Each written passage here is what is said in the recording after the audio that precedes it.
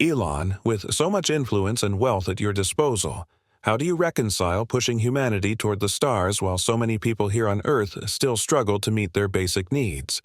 Do you ever feel torn between these two missions? The question hung in the air like a thundercloud. 300 people held their breath, cameras stopped whirring, and even the usually unflappable host seemed frozen in place. Elon Musk's expression shifted almost imperceptibly, a subtle tightening around his eyes, a slight forward lean that suggested this wasn't just another softball interview question. Before we hear Elon's answer to this profound question, do comment from where you are enjoying the story. The bright studio lights felt suddenly warmer as Musk uncrossed his legs and leaned forward in his chair. The studio audience, who moments ago had been chuckling at lighter exchanges about Twitter and Tesla, now sat perfectly still. They could sense something had changed. "You know," Musk began, his voice quieter than usual, "that's actually the question I ask myself at 3 a.m. when I can't sleep." A murmur rippled through the crowd. This wasn't the confident, sometimes brash tech titan they were used to seeing. For a brief moment he looked almost vulnerable.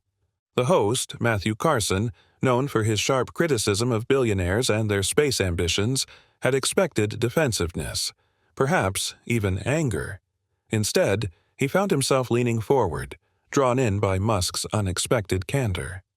"I remember standing in a grocery store parking lot in 1995, Musk continued, his gaze distant.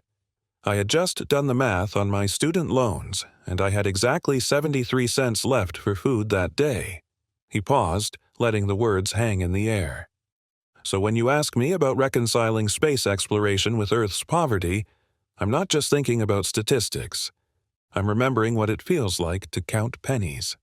The studio lights caught a glimmer of moisture in his eyes, but before he could continue, Carson interjected. "But surely that's different from—" Musk held up his hand, something flashing across his face that made the host fall silent. "Let me tell you a story about last Tuesday," he said, his voice taking on an edge that caused the audience to lean forward in their seats. "Something happened at one of our SpaceX facilities that I haven't told anyone about yet. Something that changed everything about how I see this question." The tension in the studio was palpable. Camera operators exchanged glances, the producer took an unconscious step closer to the stage, and Carson's usual air of skeptical detachment wavered. No one could have predicted what Musk would say next, or how it would change the way we think about the relationship between space exploration and human poverty forever. Musk shifted in his chair, his fingers drumming lightly on the armrest. The studio's air conditioning hummed softly in the background, but nobody seemed to notice. All eyes were fixed on him, waiting. "Last Tuesday, I was doing a routine inspection at our Starship facility in Texas," he began. "Nothing special, just checking on progress, talking to engineers. Then I met someone who made me question everything." He paused, a shadow crossing his face. Her name was Maria. She was part of our cleaning staff, working the night shift. I almost didn't see her at first, focused as I was on the massive rocket in front of me. But then, I heard her voice. The audience leaned forward slightly, sensing the weight in his words. "Mr. Musk," she said, "can I show you something?" She was holding her phone, hands trembling slightly. On the screen was a picture of her son Manuel, lying in a hospital bed. He had a rare form of cancer, and the treatment costs were astronomical. Carson opened his mouth as if to interject, but Musk continued, his voice growing more intense. "But here's what got me. What she said next wasn't what you'd expect. She didn't ask for money. Instead, she looked up at the rocket and said, 'I want you to know why I'm proud to work here, even when people tell me I should be angry about all this money going to space.'" Musk stood up suddenly, surprising everyone. He walked to the edge of the stage, his movements restless with emotion. "She told me that Manuel, her son, was obsessed with space. Even from his hospital bed, he would watch every launch, track every mission. He didn't see billions being wasted. He saw hope. Hope that humanity could solve impossible problems. Because if we could figure out how to live on Mars, surely we could figure out how to cure his cancer." The studio was absolutely silent now. Even Carson, known for his skepticism, sat transfixed. "And that's when it hit me," Musk continued, his voice cracking slightly. "We've been thinking about this all wrong. It's not space versus Earth. It's not rockets versus poverty. It's about pushing the boundaries of human capability on every front." He turned back to Carson, his eyes intense. But the story doesn't end there. What happened next in that facility changed not just my perspective, but the entire direction of what we're doing at SpaceX. Musk paused again, and the tension in the room was electric. A production assistant dropped her clipboard, making several people jump. You see, Maria's story led to a discovery that none of us saw coming, something that would connect our Mars mission to Earth's problems in a way that nobody, not even I, could have anticipated. The host leaned forward, his usual skepticism giving way to genuine curiosity. "What exactly did you discover?" Musk's eyes took on a different kind of intensity, and his next words would leave the entire studio in shock. Musk shifted in his chair, his fingers drumming lightly on the armrest. The studio's air conditioning hummed softly in the background, but nobody seemed to notice. All eyes were fixed on him, waiting.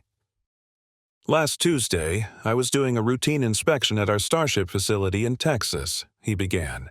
"Nothing special, just checking on progress, talking to engineers. Then I met someone who made me question everything." He paused, a shadow crossing his face. Her name was Maria. She was part of our cleaning staff working the night shift. I almost didn't see her at first, focused as I was on the massive rocket in front of me. But then I heard her voice. The audience leaned forward slightly, sensing the weight in his words. "Mr. Musk," she said, "can I show you something?" She was holding her phone, hands trembling slightly. On the screen was a picture of her son, Manuel, lying in a hospital bed. He had a rare form of cancer, and the treatment costs were astronomical. Carson opened his mouth as if to interject, but Musk continued, his voice growing more intense. "But here's what got me. What she said next wasn't what you'd expect. She didn't ask for money. Instead, she looked up at the rocket and said, 'I want you to know why I'm proud to work here, even when people tell me I should be angry about all this money going to space.'" Musk stood up suddenly, surprising everyone. He walked to the edge of the stage, his movements restless with emotion. "She told me that Manuel, her son, was obsessed with space. Even from his hospital bed, he would watch every launch, track every mission. He didn't see billions being wasted. He saw hope. Hope that humanity could solve impossible problems. Because if we could figure out how to live on Mars, surely we could figure out how to cure his cancer."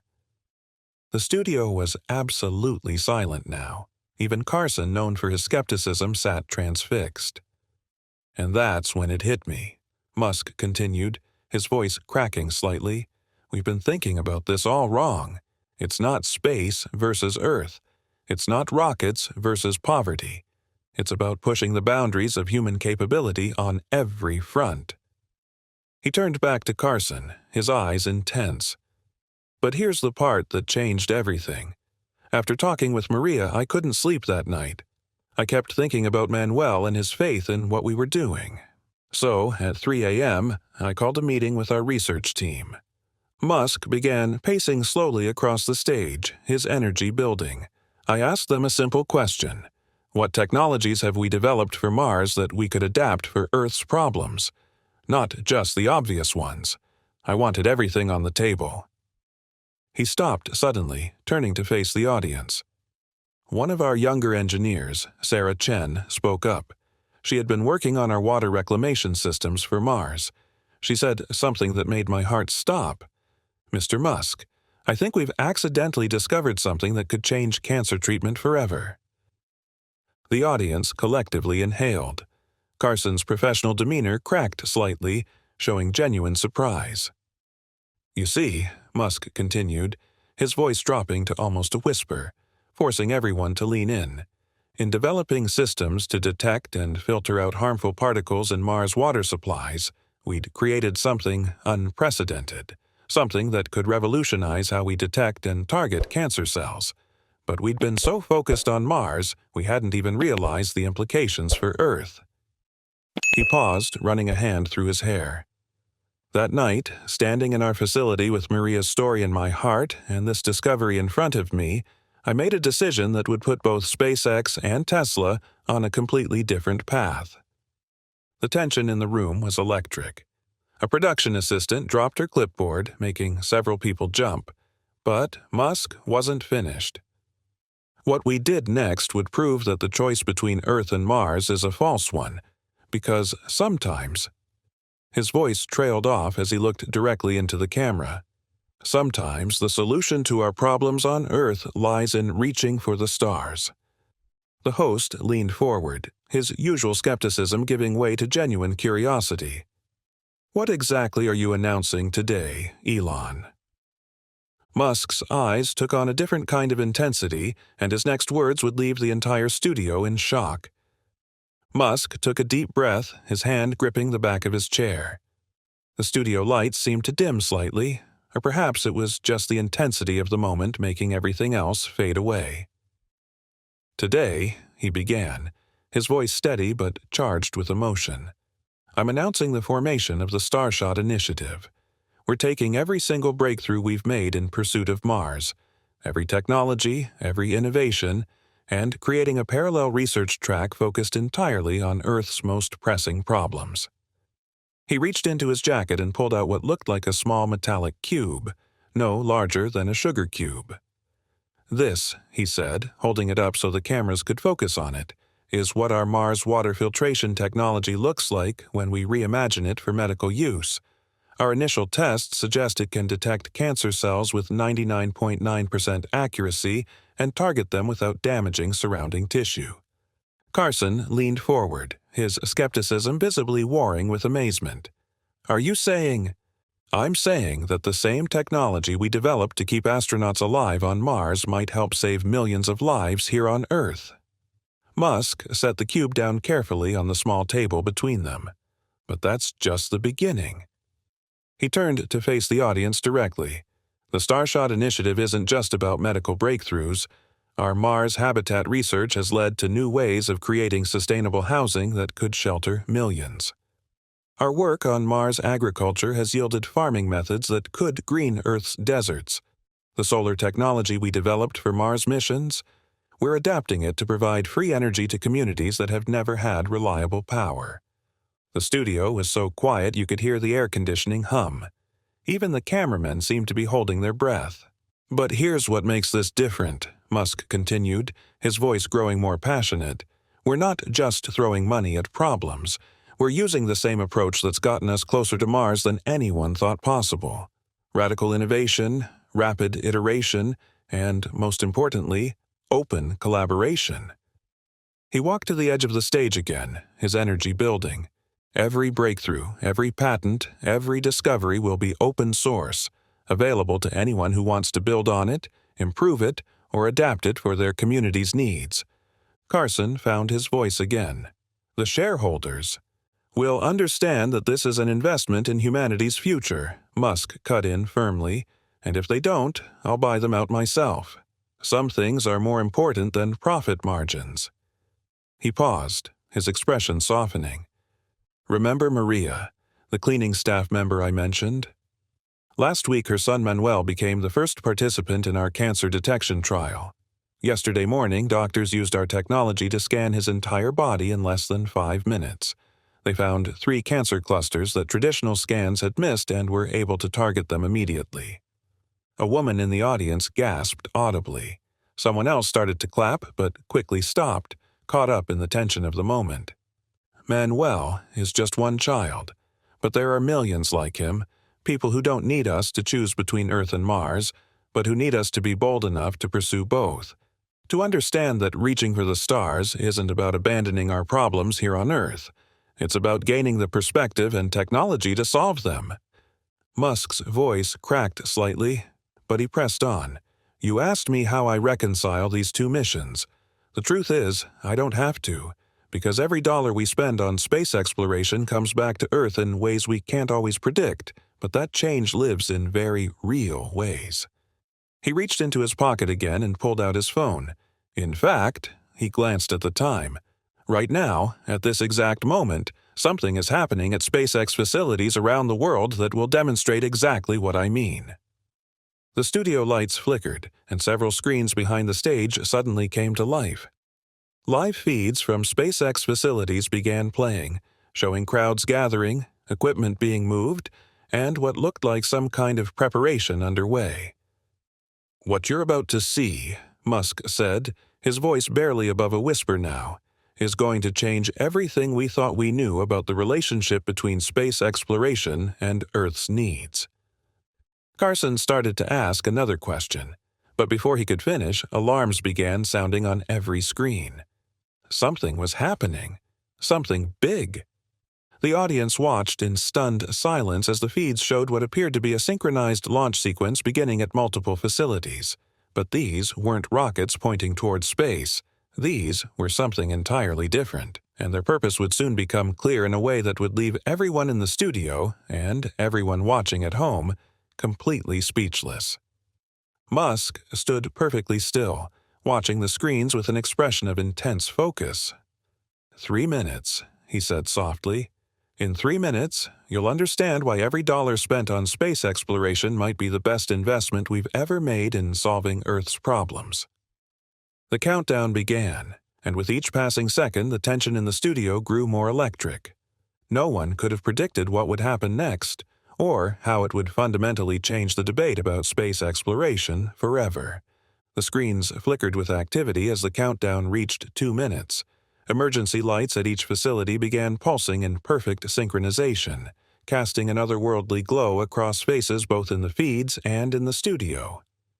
"What you're seeing," Musk explained, his voice taking on an almost reverent quality, "are 50 facilities across the globe, each equipped with what we call terraform units. Technology we developed for terraforming Mars, but reimagined for Earth's most immediate needs. If you're enjoying this story so far, please consider liking this video and subscribing to our channel. It costs you nothing, but for us, especially in these early days, it means the world. Let's continue with what happens next." The countdown hit 1 minute. The audience could see massive panels beginning to emerge from the ground at each facility, their surfaces gleaming under the emergency lights. "These units," Musk continued, "combine our Mars atmospheric processing technology with our latest solar innovations. Each one can process 500,000 gallons of contaminated water per day, extract carbon dioxide from the air at unprecedented rates, and generate enough clean energy to power a small city." 30 seconds. "But that's not the revolutionary part," he said, his eyes fixed on the screens. "The breakthrough came when Maria's story made me realize something crucial. We were thinking too small. It wasn't enough to develop these technologies for Mars. We needed to prove they could work here, now, on a global scale." The countdown reached 10 seconds, and the tension in the studio was almost unbearable. "What you're about to witness," Musk said, his voice barely above a whisper, "is the simultaneous activation of the largest environmental restoration network ever created. 5, 4, 3, 2, 1. The screens erupted with activity. At each facility, the panels began to pulse with a soft blue light. The ground around them seemed to vibrate, and then something extraordinary happened. Visible waves of energy rippled outward from each unit, like ripples in a pond. "Those waves you're seeing," Musk explained, his voice gaining strength, "are atmospheric transformation fields. They're literally cleaning the air as they spread, breaking down pollutants, processing carbon dioxide, and releasing pure oxygen. But watch what happens next." The cameras panned to show the areas around each facility. In India, a polluted river began to clear before their eyes. In the Sahara, moisture began collecting in the air above the unit. In a depleted forest in Brazil, sensors showed nutrient levels in the soil rising rapidly. "Each unit," Musk continued, "is specifically programmed for its location's most critical environmental need. But they're all connected, working together as part of a global network. just like we need to do on Mars, but proving the concept here on Earth first. Carson found his voice, though it trembled slightly. The cost is less than what we spend globally on fossil fuel subsidies in a single month, Musk interrupted. And here's the best part. We're releasing all the patents, all the technology, everything. Any country, any organization, any group that wants to build their own units can do so. He turned back to the audience, his eyes shining. But remember Manuel. His story taught us something else crucial. Every unit also houses a medical bay equipped with our Mars medical technology. Technology that's already saving lives. The screens shifted to show a hospital room where Manuel, the young boy from Maria's photo, sat up in bed, smiling. His mother stood beside him, tears streaming down her face. Yesterday, Musk said, his voice thick with emotion, doctors declared Manuel cancer-free. The same technology we developed to monitor astronauts' health on Mars found and eliminated every trace of his disease, and he's just the first of many. The studio erupted in applause, but Musk held up his hand. But there's one more thing, he said, reaching for his phone again. Something that proves beyond any doubt that the choice between space exploration and solving Earth's problems is a false one. He pressed a button, and the screens changed one final time. What they showed next would leave even the most hardened skeptics questioning everything they thought they knew about the space program and its value to humanity. The screens now showed a series of complex molecular structures, rotating slowly in 3D. The audience leaned forward, trying to make sense of what they were seeing. These, Musk said, his voice steady but charged with excitement, are what we call Genesis compounds. We discovered them while developing self-replicating materials for Mars construction. But what they can do on Earth... He paused, shaking his head in wonder. It's beyond anything we imagined. He touched his phone again, and the display split to show before and after images of barren landscapes transformed into lush, green expanses. These compounds don't just clean polluted soil, they regenerate it completely. They can turn desert into fertile farmland in months, not years, and they do it by replicating the same processes that created Earth's first sustainable ecosystems. Carson leaned forward, his professional skepticism finally cracking completely. Are you saying? I'm saying we've discovered how to accelerate natural restoration by a factor of thousands, Musk interrupted. The same technology that could help us terraform Mars can help us save Earth first. We've already begun trials in the Sahara Desert, and the results... He gestured to one of the screens, which showed time-lapse footage of desert sand transforming into rich, dark soil teeming with life. The audience gasped collectively. Someone in the back burst into tears. But here's the real breakthrough, Musk continued, his voice growing more intense. Every terraform unit we activated today isn't just cleaning air and water, it's producing these Genesis compounds and distributing them automatically. Right now, as we speak, the largest environmental restoration project in human history is underway. He walked to the center of the stage, his presence commanding complete attention. In the next 24 hours, these units will process more carbon dioxide than all the world's trees do in a month. They'll clean more water than all current purification plants combined. And they'll begin restoring soil at a rate that could reclaim every desert on Earth within a decade. The studio was absolutely silent, the weight of his words settling over everyone like a heavy blanket. But remember that question you asked me. Musk turned back to Carson. About reconciling space exploration with Earth's needs, here's the final piece of the puzzle. He pressed one more button on his phone. The screens showed a split image. On one side, the desert restoration project on Earth. On the other, a similar process beginning in a sealed chamber marked Mars Simulation. Every breakthrough we make here strengthens our Mars mission, and every challenge we solve for Mars gives us new tools to save Earth. They're not competing missions, they're the same mission, because in learning to save another planet, we finally figured out how to save our own. Musk's voice cracked slightly as he delivered the final revelation. And Manuel?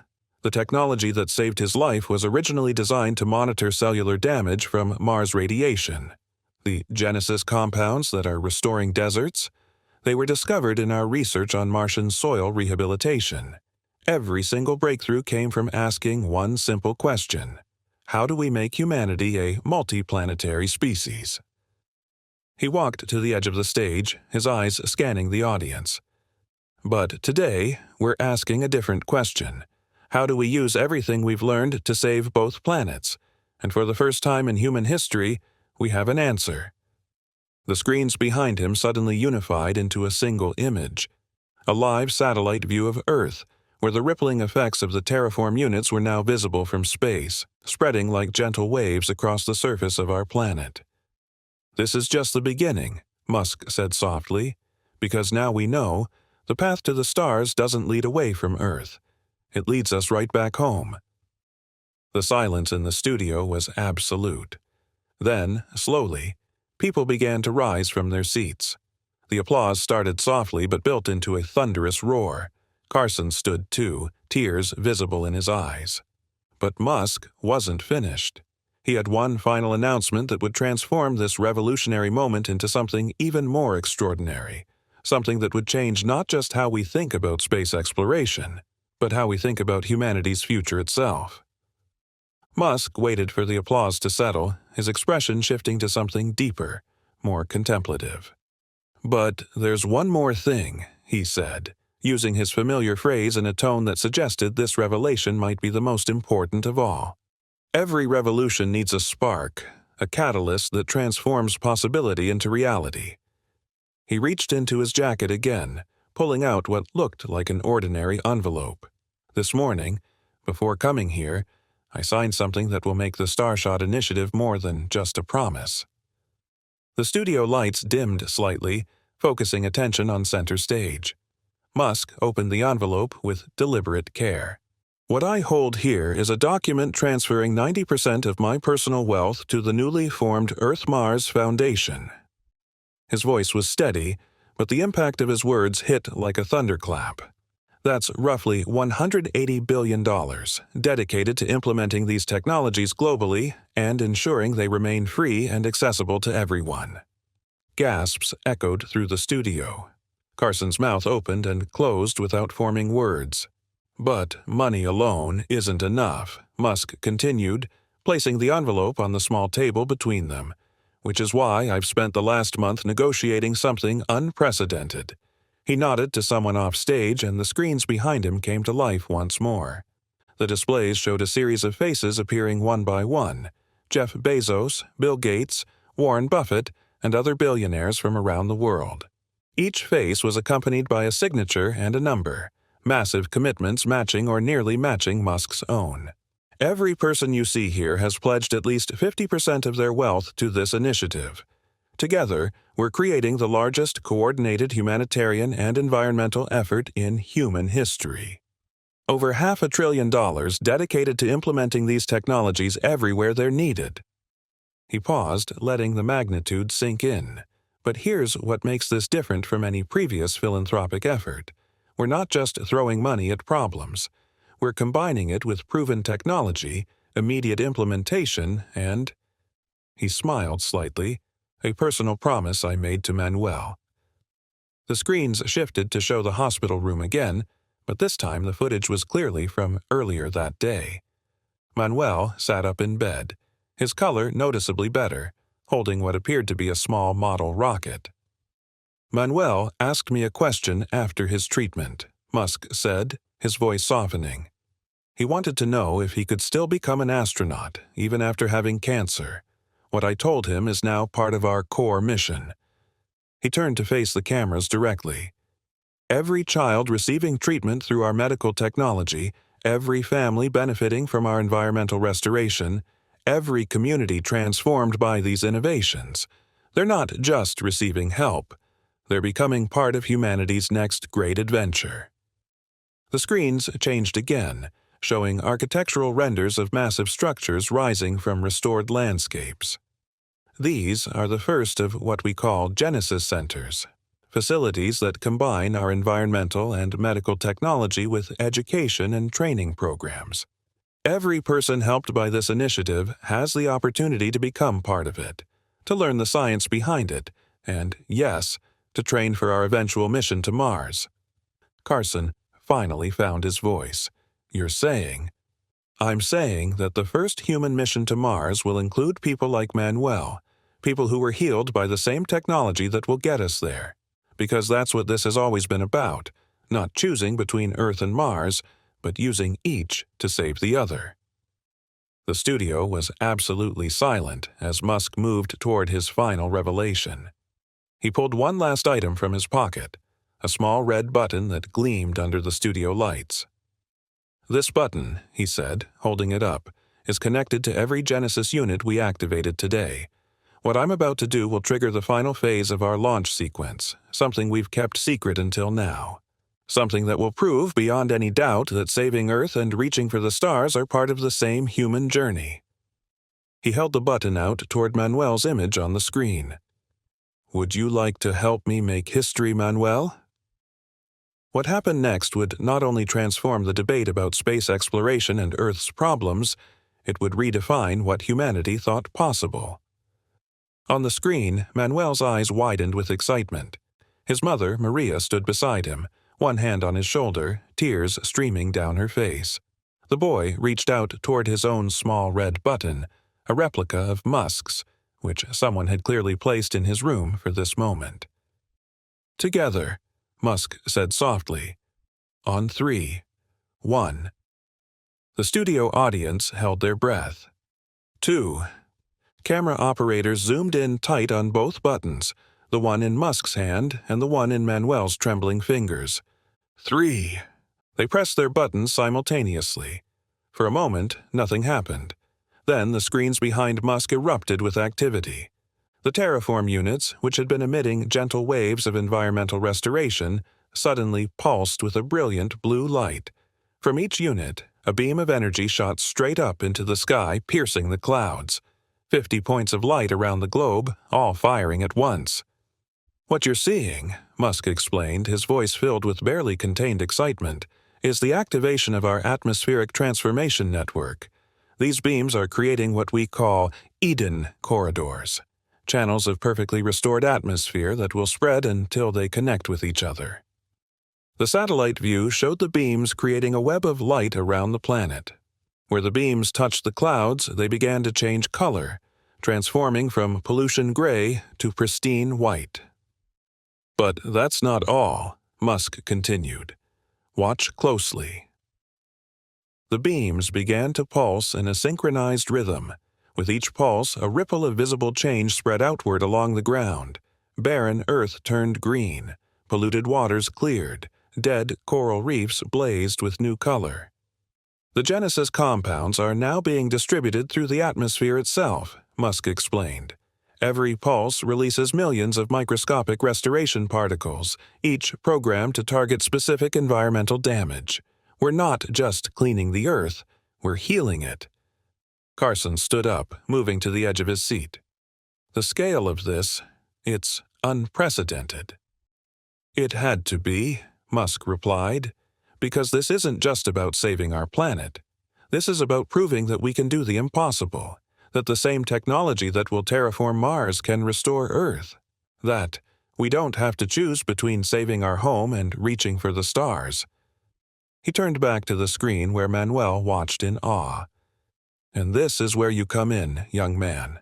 Because in exactly 1 year, when the restoration process reaches its first milestone, we're going to need pilots for our first Mars training program.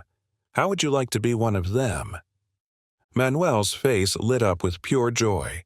"Really? You mean it?" "I mean it," Musk said, his voice thick with emotion. "Because you taught us something crucial, Manuel. You showed us that hope doesn't have to be divided between Earth and Mars, that the dreams that take us to the stars can also save us right here at home."